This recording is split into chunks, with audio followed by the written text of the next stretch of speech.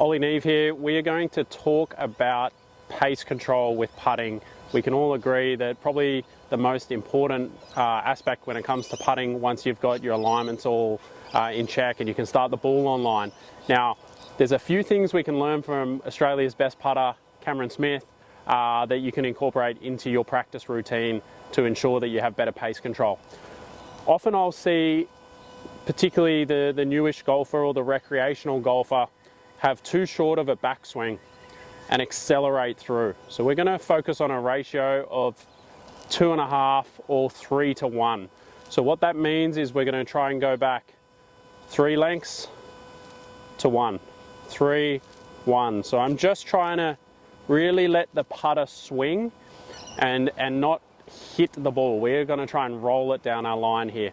So I practice this quite a lot, and this is from all lengths, but particularly on those sort of 25, 30 footers where, you know, we're way under 20% to hold the putt. So if we can kind of get it in that safety range, for me, I like, 2-3 foot. So I'm practicing my tempo quite often. The second thing I like to see is, what I love about Cam's routine is you'll notice his eyes are fixated on the hole. His last move, as he draws his eyes back to the ball, he pulls the trigger. Often we're not using our instincts enough. Our brains are really smart, so we don't want to, I'm not going to tell you how hard to hit putts. You got to go figure that out yourself. But what we can do is kind of use our brain and our intuition to try and get the right distance. So often I'll sort of just throw a ball and it'll be a good length. I'm not thinking about how far my arm's going back, how hard I'm doing it. I'm just reacting to the target. So we got 30 foot here, 25, 30 foot. And, hopefully I'll hit it clean enough when I'm looking at the hole. Now this is just a practice drill. I'm looking at my target and my eyes are fixated on my target, trying to get that intuition, that athleticism.